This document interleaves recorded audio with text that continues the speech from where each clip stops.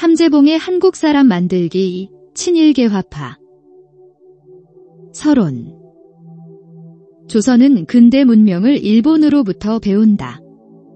친중이정척사 파와 흥선대원군, 조선의 왕실은 모두 근대 문명을 금수와 같은 서양 오랑캐의 것으로 치부하고 거부하면서 그 내용을 알려고조차 하지 않았다. 조선이 상국으로 모시던 청은 왕조의 명맥을 간신히 유지하면서도 여전히 중국의 유교 문명이 우월하다는 중체서용론을 견지하고 있었다. 따라서 조선이 근대 문명을 배울 수 있었던 유일한 통로는 문명개화의 이름으로 급속한 근대화를 이루고 있던 일본이었다. 이 비좁은 통로를 이용하여 문명개화의 당위성을 배우고 근대 문명을 조선에도 이식하고자 한 사람들이 친일개화파다. 친일개화파가 일본으로부터 배운 것은 근대 산업, 군사, 교육, 법뿐만 아니라 독립이라는 개념이었다. 이들은 메이지 일본이 만국공법이라 불리는 근대 국제법을 익히고 불평등 조약을 극복하기 위하여 노력하는 것을 보면서 민족 국가라는 독립단위로 구성되어 있는 근대 국제 질서를 배운다. 당시 쇠락의 길을 걷고 있던 청은 조선 반도에 대한 우월적 지위를 유지하고 서구 열강과 일본의 영향력을 차단하기 위하여 조선이 독립국이 아닌 중국의 속방임을 적극 홍보하고 있었다. 조선의 왕실, 민씨 척족 중심의 친청파 역시 모두 조선이 청의 속국임을 대내외에 스스럼 없이 천명하고 있었다. 그러나 친일개화파는 메이지 일본을 통하여 조선과 청 간의 사대관계가 근대 국제 질서의 관점에서 보자면 용납할 수 없는 치욕적인 종속관계라는 사실을 처음 깨닫는다. 북학파에서 개화파로.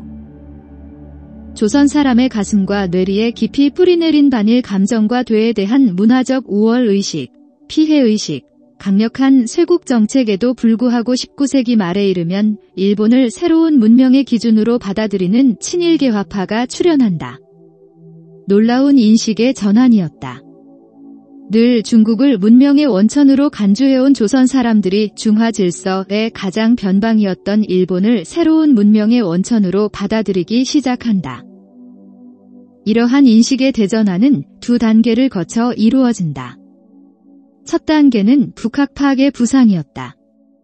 북학파는 숙명관청 사상이 조선 후기의 주류 사상으로 자리를 잡은 후에도 연행사로 청을 다녀온 관료, 학자들과 이들을 수행하였던 역관 등의 중인들을 중심으로 형성된다. 임진왜란과 병자호란 이후 쇄국 정책을 고수하면서 세계로부터 철저하게 고립되어 가던 조선에서 그나마 바깥 세상을 구경할 수 있던 사람들이었다. 강희제, 제위 1661-1722, 옹정제, 제위 1722-1735, 걸륭제, 제위 1735-1796 등 명군들의 치세를 통하여 정치, 경제, 군사, 문화적으로 세계 최강 대국으로 부상한 청의 수도인 연경, 베이징의 옛 이름을 오가면서 청의 발전상을 직접 목격한 북학파는 조선의 주류인 숙명관청파들이 북인이라 부르면서 업신여기던 청을 배우고자 한다. 그리고 북학파는 19세기 중엽부터 청을 통하여 청보다도 더 강한 새로운 문명인 서구를 접한다. 이들은 두 차례의 아편전쟁, 제1차 1839에서 1842, 제2차 1856에서 1860에서 청이 서구 열강에게 유린당하는 모습과 그 이후 청이 근대 문명을 수용하기 위하여 일으킨 동치중흥 1860에서 1874과 양무운동 1861에서 1895를 목격하면서 근대화의 중요성을 깨닫는다. 두 번째 단계는 쇄국 정책에도 불구하고 당시 일본에서 일어나고 있던 변화를 감지하고 신변의 위협을 무릅쓰면서 일본을 배우기 시작한 극소수 인사들의 출현이었다. 당시 조선 주류 사회는 일본을 접할 기회도 의지도 없었다. 일본과의 첫 접촉을 시도한 것은 조선 사회에서 천대받던 불교 승들이었다. 일본은 조선과는 달리 불교 국가였다. 그런 일본이 급속한 근대화를 이루고 있었다. 조선의 불교 승려들은 당연히 일본에 관심을 갖게 된다. 마침 당시 강화도 조약으로 개항된 부산에는 일본 상인들의 대규모 거주지가 형성되기 시작하였고 이들을 위한 일본 불교 사찰이 세워지고 일본 승려들이 부산에 거주하기 시작한다. 조선의 불교승 이동인과 무불 탁정식은 부산의 일본 승려와 접촉하면서 일본에 대해 배우기 시작한다. 그리고 이들은 불교에 심취하고 있던 김옥균 그리고 그의 친구였던 박영효, 서재필 등을 만나 일본의 놀라운 변화를 알린다. 북학파와 개화파를 이어주는 연결고리 역할을 한 것은 박규수였다. 대표적인 북학파 연암 박지원의 손자였으며 역시 북학의 대가 박제가의 제자였던 추사 김정희에게 배운 박규수는 두 차례에 걸친 연행을 통하여 청나라를 직접 본다. 그는 안핵사로 진주밀란 1862을 수습하고 평양감사로 제너럴 셔먼호를 격침 1866 시켰지만 흥선대원군의 쇄국 정책에 줄기차게 반대하였고 일본과의 서계 문제가 터졌을 때 조정에서 유일하게 개국을 주장하였다. 관직을 사임한 후로는 자신의 집에 김옥균, 박영효, 홍영식, 서광범, 김윤식, 서재필, 박정양, 윤치호 등을 불러 모아 청에서 가져온 서구 관련 책들을 함께 읽고 토론하였다. 친일개화파가 본격적으로 형성되는 것은 박규수 문화에서 근대 문명에 대해 눈뜨기 시작한 개화파 인사들이 직접 일본으로 건너가 문명개화를 이루고 있던 메이지 일본을 보고 배우면서부터였다. 메이지 유신의 성공 요인. 메이지 유신은 세계사에서 그 유래를 찾아보기 힘들게 빠르고 성공적인 근대화 과정이었다. 일본은 메이지 유신을 거치면서 불과 한 세대 만에 봉건 국가에서 근대 국가로 탈바꿈한다. 조선의 친일개화파의 입장에서 볼 때 메이지 유신은 당연히 따라야 할 모델이었다. 아직도 대부분의 조선 사람들이 중국을 문명의 축으로 생각하고 종주국으로 받들고 있던 당시 상황에서 일본을 보고 배우고자 하는 것은 어렵고 위험한 일이었지만 급격한 근대화 과정을 겪고 있는 일본을 직접 목격한 친일개화파들에게 다른 대안은 있을 수 없었다. 조선과 일본은 비슷한 시기에 서구 열강과 조우한다. 외세의 도래에 대한 초기 반응도 유사했다. 서구 열강이 문을 두드릴 당시 조선과 일본은 모두 쇄국 정책을 고수하고 있었다. 서구 열강이 본격적으로 통상을 요구하자 조선에서는 위정척사파가, 일본에서는 조낭양이파, 손노조이파가 일어나 개국에 극렬하게 반대한다. 그러나 그 이후의 조선과 일본 역사는 서로 전혀 다른 방향으로 전개된다.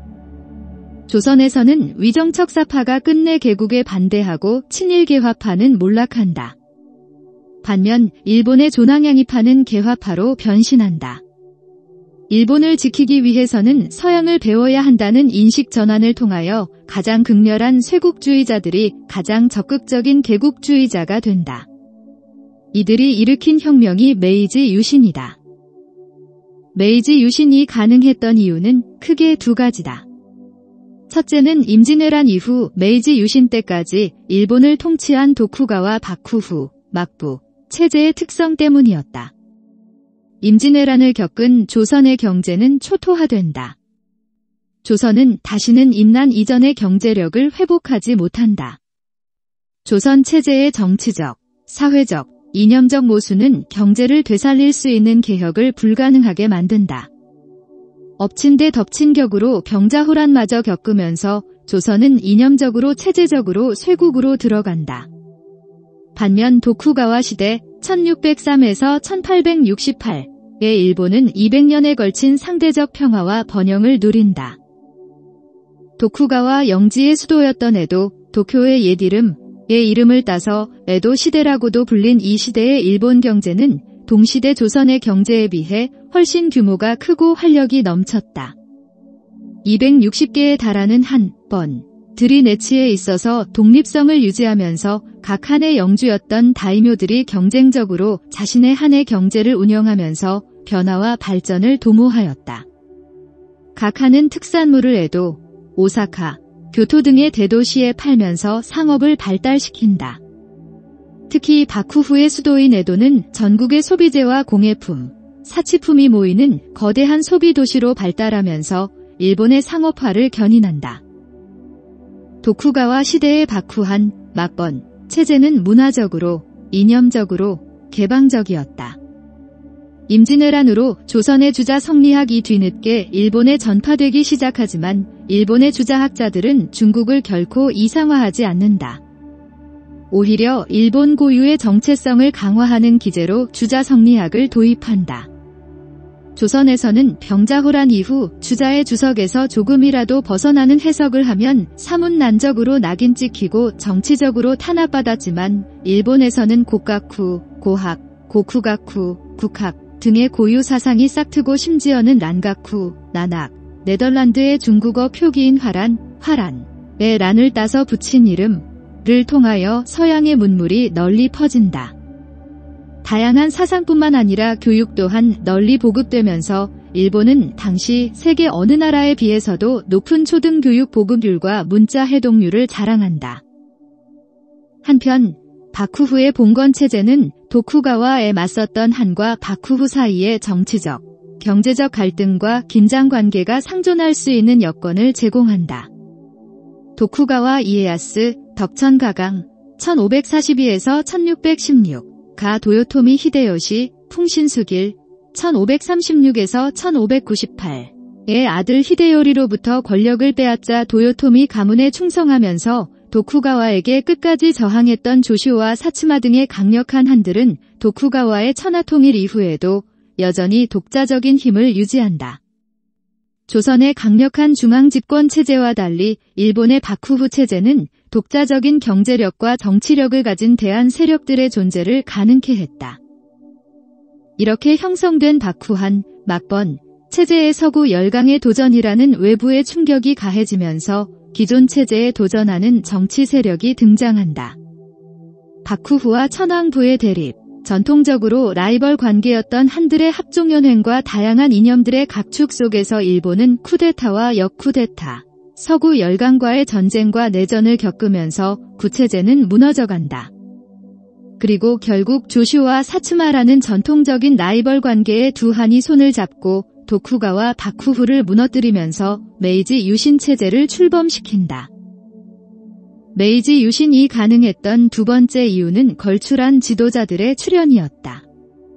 메이지 유신을 이끈 지도자들은 대부분 고시, 향사라고 불리는 하급 무사 출신이었다. 조선으로 말하자면 몰락한 양반이나 중인 계급 출신 정도의 인물들이었다. 이들은 봉건 체제 하에서는 아무런 영향력도 실권도 없었다. 그러나 이들은 유교 경전 중심의 탄탄한 기본 교육을 바탕으로 국학을 배우면서 존왕양이 이념을 받아들이고 난학을 통하여 서양에 눈뜨고 밀항으로 서양 유학길에 오르면서 세상을 배운다. 이들은 각자의 한의 경계를 넘어 서로 교류하면서 지역색을 극복하고 시시, 지사라는 고유의 계층을 형성하면서 바쿠후를 무너뜨리고 새로운 나라를 건설하는 꿈을 키운다. 그리고 젊은 사무라이 특유의 과격주의를 앞세워 자신들의 계획을 행동에 옮긴다. 메이지 유신으로 정권을 잡은 젊은 지도자들은 서구의 선진 문물을 적극적으로 받아들인다. 가장 극적인 예가 이와쿠라 사절단 1871에서 1873이다. 메이지 유신의 성공으로 새로운 정권을 수립한 지 3년 만인 1871년 유신의 핵심 세력 대부분이 2년에 걸친 해외 문물 시찰에 나선다. 국내에 남아있는 동료들에게는 자신들이 외국에서 국가 발전의 청사진과 올바른 정책을 배워올 때까지 기다리라고 한다. 사찰단은 2년에 걸쳐 12개국을 방문하면서 미국의 그랜트 대통령, 독일의 비스마르크 수상 등 당대의 지도자들과 교류하고 각국 최고의 산업시설과 군사시설을 시찰한다. 메이지 유신을 추동한 인물들을 살펴보면 이들이 역사의 흐름과 국제 정세를 읽는 눈, 그리고 새로운 세계에 적응하는 데 필요한 정책을 고안하고 집행하는 능력이 얼마나 탁월하였는지 알 수 있다. 청의 양무운동파와 조선의 위정척사파가 서구의 근대 문명을 이해하고 서구 열강의 도전에 응전하는 모습과 비교해 볼 때 특히 그렇다. 세종을 위시한 조선 초의 개국 개혁 세력이 주자 성리학이라는 당시의 글로벌 스탠더드를 과감하게 받아들여 급진 개혁을 성공적으로 추진한 사례나 누르하치와 홍타이지 등이 여진족을 규합하여 대청제국을 건설하는 과정과 흡사하다. 메이지 유신의 역사를 알게 되면 일본이 근세 동아시아의 패권을 잡게 된 이유를 알 수 있다. 중화 질서에서 근대 국제 질서로 가는 일본. 메이지 유신에 성공한 일본은 곧바로 조선의 문을 두드린다. 일본은 오랫동안 속해 있던 중화 질서 또는 화이 질서의 역사와 구조, 논리를 누구보다도 잘 이해하고 있었다. 동시에 근대 국제 질서의 역사와 구조, 논리도 정확하게 파악하기 시작하였다. 이를 바탕으로 일본은 중화 질서를 자신이 주도하는 근대 국제 질서로 바꿔나간다. 조선과 중국에게 익숙한 전통 중화 질서의 개념과 용어, 이론과 상징을 근대 국제 질서의 것들로 하나씩 대체해 나가면서 동아시아의 국제 질서를 주도 면밀하게, 그리고 근본적으로 바꾼다. 메이지 일본은 러시아에게 사할린을 양보하는 대신 홋카이도에 대한 영유권을 확보하고 청과 사츠마에 조공을 바치던 류큐를 일본 영토로 편입시키고 대만 정벌을 감행함으로써 국가의 영토를 확장하면서 동아시아의 패권국으로 급부상한다. 이 과정에서 중화 질서의 상징이었던 조선과 청 간의 조공관계는 동아시아의 패권을 둘러싼 청일 간 대결의 초점으로 떠오른다. 중화 질서를 붕괴시키고 동아시아의 패권을 잡기 위해서는 조선과 청 간의 조공관계를 종식시켜야 했다. 이를 정확히 이해하고 있던 일본은 메이지 유신 직후부터 조선을 청으로부터 독립시키는 작업에 착수한다. 첫 단계는 조선과 일본 간의 전통적인 화이 질서의 상징이었던 쓰시마, 대마도 문제의 해결이었다. 두 번째는 조선과 중국 간의 조공관계의 해체였다. 메이지 일본은 우선 청과의 근대 조약을 성사시킨다. 중화 질서의 가장 변방에 있던 외나라가 중국과 대등한 위치에서 근대 조약을 체결한 것은 획기적인 일이었다. 조선의 상국인 청과 근대 조약을 체결한 일본은 청의 속방을 자처하는 조선에게도 일본과 근대 조약을 맺도록 압력을 행사한다. 그리고 청이 조선 문제에 개입할 힘도 의지도 없음을 확인한 일본은 강화도 조약을 밀어붙이면서 조선을 개국시킨다. 이로써 일본은 조선과 청, 일본 간의 오랜 사대교린 관계를 허무는 데 성공한다. 그러나 이 과정에서 일본 내부에서는 일본과의 근대 조약 체결을 거부하는 조선을 정벌해야 한다는 정할론, 세이칼론이 비등한다. 정할론은 일본 국수주의의 원조인 고쿠가쿠, 국학, 이념으로 무장한 조낭양이 파출신 메이지 유신 지도자들 대부분이 공유하고 있었다. 국학에 의하면 일본은 과거 조선 반도에 임나일 본부를 설치하여 통치하였으며 그 후에도 조선은 일본의 조공을 바쳤으나 일본의 바쿠후 체제가 들어서면서 이러한 전통이 사라졌다. 그러나 메이지 유신을 통하여 왕정복고가 이루어지고 천황이 다시 친정을 시작한 만큼 과거 조선이 천황에게 조공을 바치던 관행도 되살려야 한다는 것이 국학파의 주장이었다.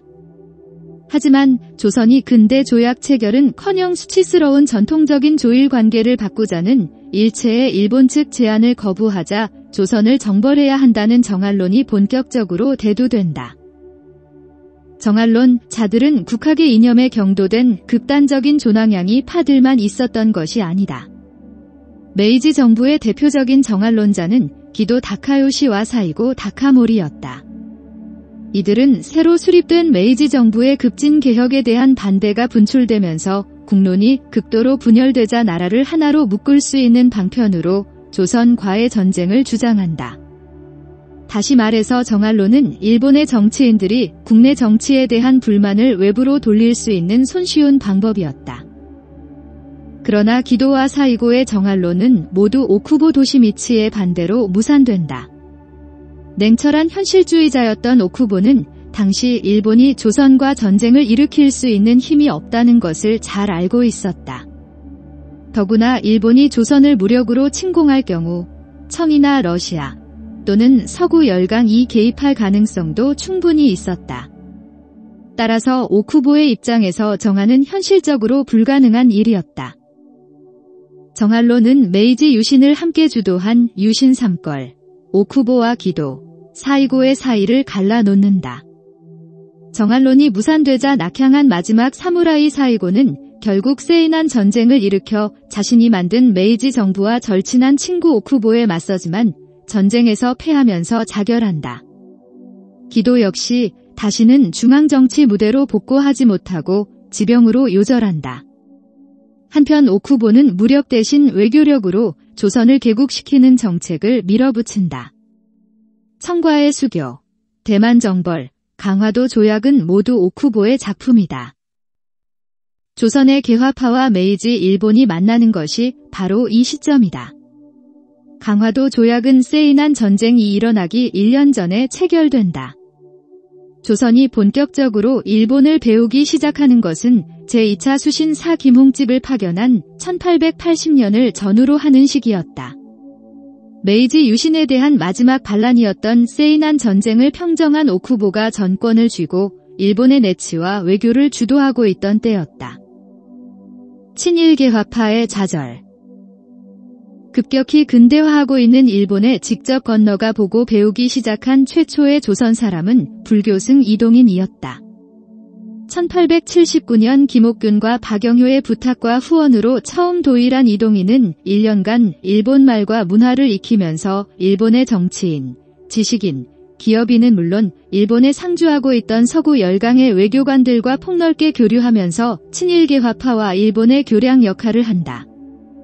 그 후 1880년 제2차 수신사 파견, 1881년 1월 11일 신사유람단 파견, 그리고 세 차례에 걸친 김옥균의 방일과 장기 체류를 통하여 조선의 개화파는 일본의 개화 사상을 본격적으로 배우고 귀국하여 조선의 개화를 기획한다.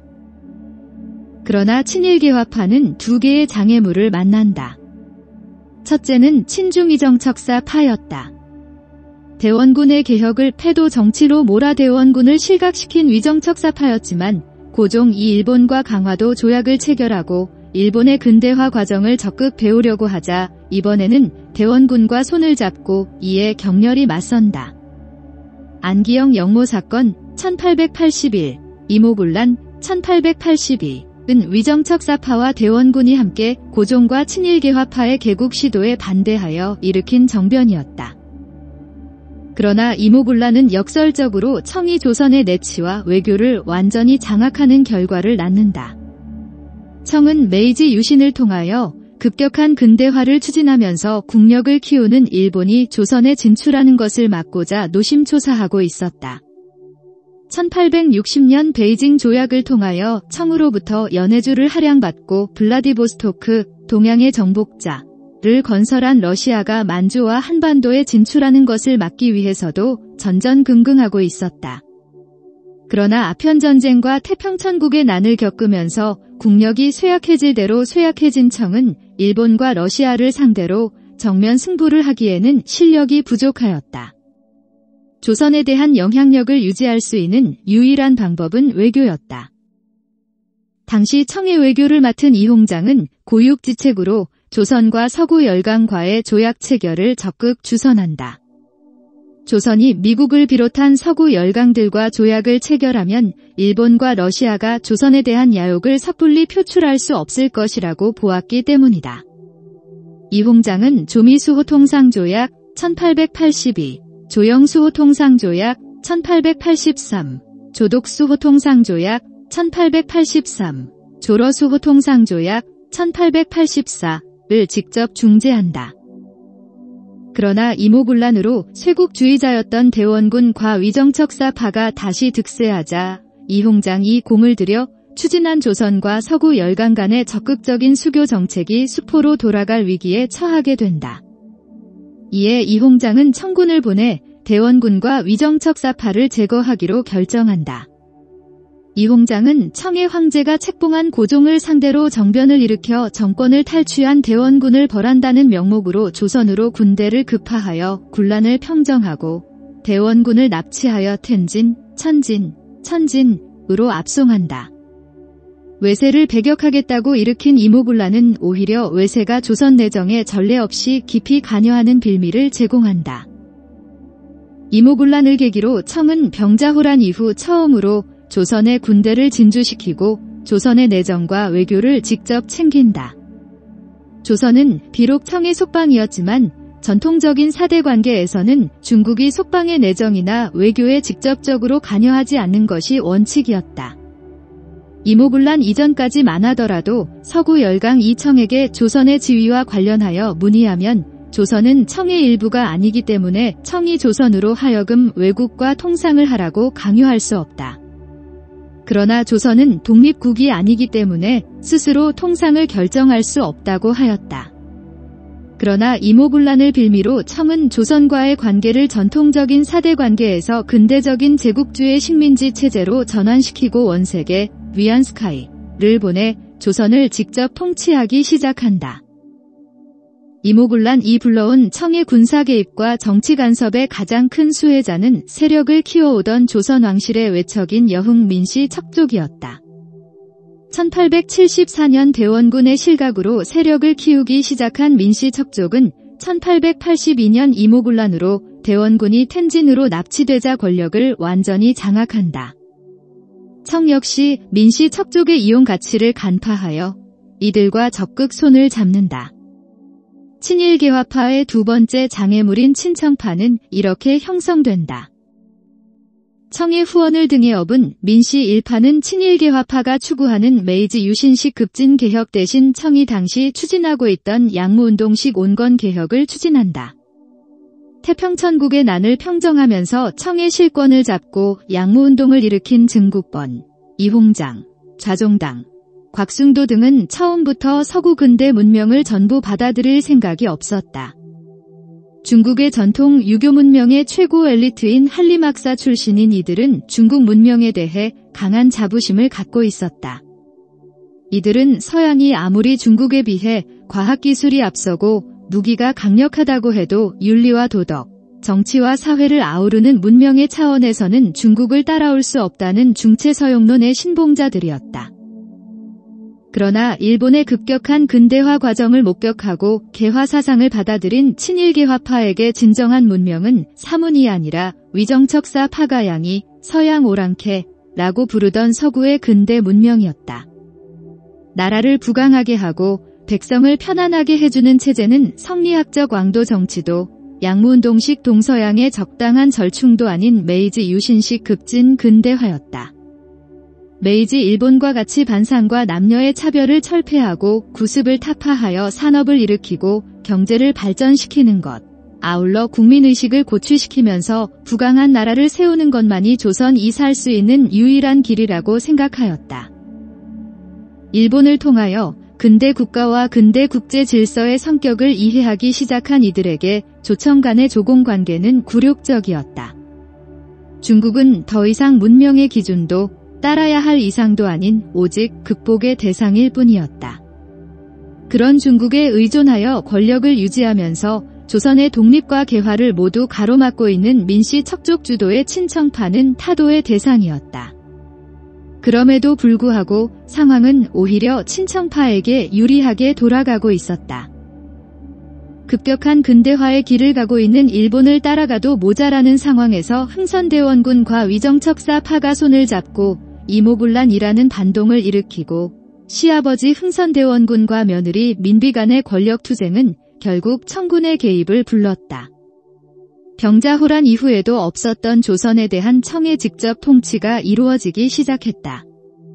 다급해진 친일개화파는 1884년 갑신정변을 일으킨다. 그러나 역사는 친일개화파에게 가혹했다. 조선은 메이지 유신과 같은 혁명을 성공시킬 수 있는 정치 세력도 사회적, 이념적 여건도 갖추지 못했다.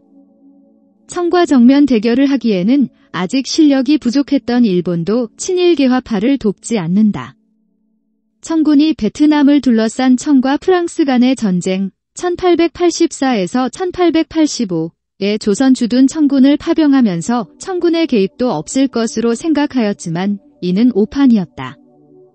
오히려 원세계가 청군을 이끌고 적극적으로 개입함으로써 갑신정변은 결국 3.1천하로 끝난다.